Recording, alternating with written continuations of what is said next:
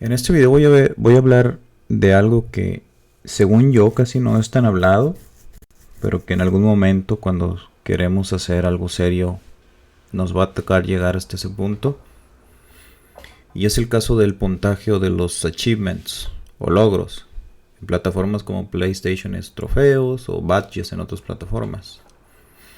En un inicio se dice que el score o el puntaje era la principal forma de medir el desempeño del jugador. Los puntos acumulados representaban la habilidad, progreso, competitividad. Especialmente estoy hablando de los juegos de arcade de aquellas épocas de los 80. El objetivo principal era superar tu propio puntaje o competir, ¿no? Por el puntaje más alto en las maquinitas. A mí me tocó eso de niño, yo jugué mucho en las maquinitas y yo era lo que miraba, llegaba, miraba el puntaje y yo tenía que estar en el primer lugar. Y a veces cuando miraba que estaba en el segundo lugar, yo decía por qué o quién me bajó y ahí estoy intentando llegar al primer lugar. Pero yo casi siempre en las maquinitas que estaba, juego que había, yo tenía que estar en los primeros tres lugares. Que me parece que eran los que había, ¿no? Cuando se quedaba la maquinita prendida, pues salía el puntaje, los últimos tres o los últimos cinco me parece. En algunas otras aparecían los últimos 10, pero eso ya fue después. Creo que en las primeras eran los primeros 5 lugares. Después de la época de los arcade, viene la época de las consolas de sobremesa, aquellas consolas ya familiares, donde el NES es el que brilló más, en mi opinión. Pero muchos de los juegos de esa época también manejábamos puntaje. Sin embargo, yo considero que ya no tenían una razón de ser, salvo que fuera un juego competitivo. Por ejemplo, en Mega Man 1 de NES hay puntaje todavía, pero no se utiliza. Entonces cuando eliminas un enemigo te dejan unas bolitas y esas bolitas te dan puntos. Pero en Mega Man 2 ya no hay puntaje, que yo recuerde. Algo similar pasa también con el juego de Castlevania 1 de NES. Hay puntaje. En el HUD de la parte superior hay un puntaje. Pero el Castlevania 2 ya no lo tiene. Y algo raro es que el Castlevania 3 vuelve a tener puntaje otra vez. No lo sé, hay muchos ejemplos de eso, ¿no? Pero vamos a seguir con el contenido. Aunque el score o el puntaje incentivaba la competencia, como el caso que les comenté de las maquinitas, no siempre refleja la diversidad de los logros o la experiencia completa de un jugador dentro del juego. Los puntajes se enfocaban en una sola métrica de números, como matar enemigos o recolectar objetos, pero no destacaban las acciones únicas o los desafíos específicos que enriquecían la experiencia. Entonces, eso poco a poco fue cambiando hasta lo que tenemos hoy como los achievements o los logros en las plataformas. Entonces, digamos que ya no tenemos puntaje ahorita en la actualidad, pero tenemos achievement, es como la evolución del puntaje. Con el tiempo, los videojuegos comenzaron a ofrecer las experiencias más complejas que ahorita conocemos, lo cual llevó a un cambio de cómo se medía el progreso. Y aquí es donde surgieron los logros. Los logros nos permitieron celebrar momentos especiales dentro del juego, completar las misiones, superar ciertos desafíos, descubrir secretos que no se hacían con el puntaje de números clásico. No solamente se enfocaban en puntuación, sino también en la exploración, creatividad, en qué tanto conocías el juego, personas que se metían en otros lugares o que investigaban más en el juego. O sea, la manera de los logros, de los achievements, te hacían buscarle más al juego, ¿no? En aquellos juegos de aquellas épocas. Estoy hablando, yo creo que a partir de la generación de la Xbox 360. En aquel entonces los jugadores pueden perseguir los logros que se alineen con su estilo de juego, ¿no? Si es un juego de peleas o de disparos, etcétera. Los puntajes tradicionales han perdido protagonismo en muchos géneros. creo que ya no son relevantes. Yo no recuerdo un juego que los tenga actualmente en las consolas de Switch, por ejemplo, o de Play 4, no recuerdo. Sin embargo, aún hay puntajes en juegos competitivos o arcade modernos, como el Tetris Effect o el Geometry Dash, que yo recuerde. Pero tengan en cuenta que estos juegos donde todavía hay puntaje son aquellos que son enfocados meramente a la competencia. Lo cual en lo personal yo creo que está bien, siempre y cuando sea una mecánica que está bien implementada. Los logros, por otro lado, han ganado popularidad gracias a las plataformas como Xbox Live, que creo que empezaron con el Xbox 360, creo que fue la primera que implementó los achievements. También hay logros en la PlayStation Network, en Steam y en la mayoría de las plataformas de videojuegos que pienses. Yo menciono los logros porque conozco gente que después de terminar un juego se pone a jugarlo solamente para conseguir los trofeos de platino en el caso de PlayStation, ¿no? Y en mi caso personal, como yo tengo muchos juegos que jugar, no puedo dedicarle tanto tiempo a un videojuego como antes. Yo dejo de lado los logros porque prefiero yo terminar un juego y seguir con otro y conocer otro juego y tener otra experiencia. Yo no me clavo ya tanto con los trofeos porque yo ya no tengo la edad para estar perdiendo el tiempo. Y eso es algo que me cuesta. Ahorita me cuesta mucho divertirme con un videojuego, entretenerme con un videojuego que me atrape. Se me hacen aburridos muchos y, y algunos otros me dan frustración, como es otro video que voy a hacer. Entonces, quiero abordar ahora los logros desde el punto de vista del desarrollo.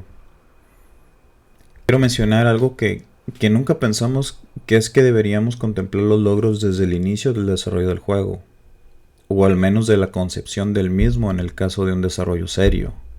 Es muy importante que los desarrolles los logros a la par del juego. Deberías enfocarte en las mecánicas principales, obviamente, pero la idea es que sí o sí los contemples desde el inicio porque te ayudan a mejorar la experiencia del jugador o a motivarlos. Al menos es lo que yo pienso del por qué yo los implementaría, ¿no? En mi juego. Si son solamente para poner contenido, para que hacer más grande el juego, para dedicarle más tiempo, yo creo que sería mejor no ponerlos. Y es decir, los logros te deberían de aportar algo al videojuego, no solamente que estén ahí agregando más contenido, basura. Entonces, ¿cómo sé que un achievement está bien hecho o bien implementado? Bueno, pues es lo que vamos a checar ahorita. Aquí te voy a dejar unos puntos de los achievements según mi experiencia o lo que yo considero. Y uno de ellos es que tiene que tener relevancia temática. Es decir, puede ser en un juego espacial como el mío. Sería terminar el juego sin ningún power up. O encontrar un nuevo planeta en el caso de un juego de exploración espacial. Pero no tiene sentido un logro que sea como saltar 100 veces. O sea, ¿para qué? No tiene relevancia, pues.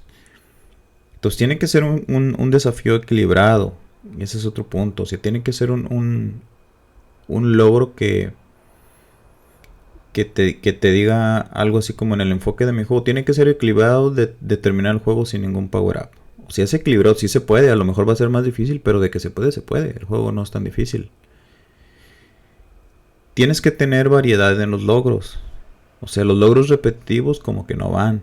O sea, no vas a tener 4 logros que sea uno de saltar 20 veces, otro de saltar 50 veces, otro de saltar 100 veces y otro de saltar 200 veces. ¿Para qué? No tiene caso.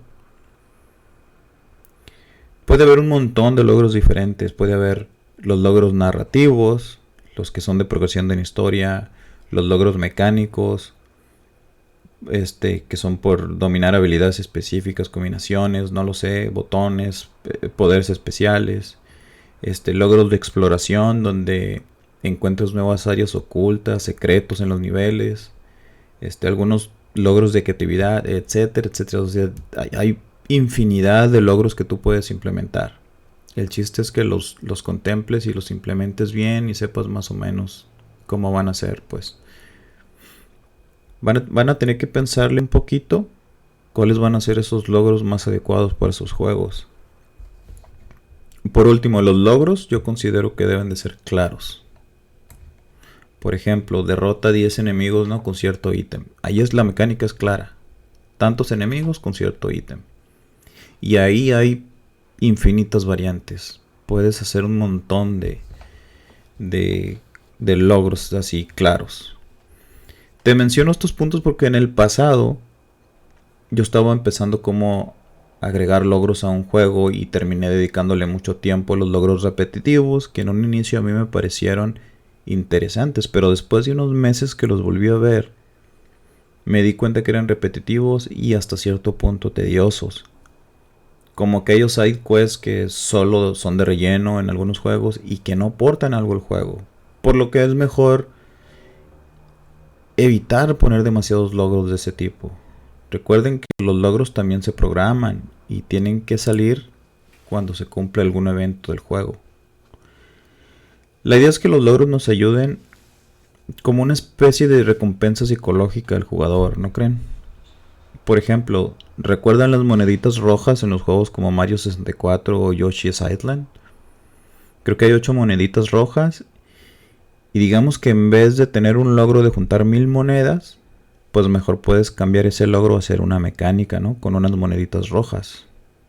Entonces, en el caso en que les implemente el juego de Mario 64 está bien implementado porque en cada nivel hay 8 monedas rojas que tienes que buscar. Entonces, porque si tú tienes un logro de juntar 1000 monedas, ¿qué va a pasar después de que juntes las 1000? ¿Vas a poner otro logro que de 10,000? Pues no tiene caso. Entonces, o sea, no es solo juntar por juntar en este caso, es a menos, obviamente, a menos que esas monedas sirvan para algo en el juego. En el juego de Dragon Quest Builders 2 hay puzzles en los mapas y cada puzzle resuelto te da un mini medal, o sea, un mini medallón. Cuando vas juntando muchos de estos medallones y según el número de medallones que tengas, hay un NPC que te da ítem por el número de medallones que tienes. En este caso tienes que ver si los logros son más adecuados como mecánicas dentro del juego y no simplemente como logros como tal. Por último, puedes contemplar algunos achievements o logros de easter eggs o de humor, siempre y cuando estén bien implementados y que vayan conforme a tu juego. Incluir otros logros ocultos o que sean de sorpresa también estaría bien. Como les digo, hay mucha variedad en este tipo de cuestiones de los achievements. En resumen, ya para terminar, evita los logros que sean excesivamente simples o triviales, repetitivos, demasiados logros tontos o fuera de contexto. Entonces no tiene caso, ¿para qué? Entonces evita también obligar al jugador a que junte los logros. Mejor déjalo que termine el juego como debe ser. Y el jugador solito va a regresar a los logros. Es decir,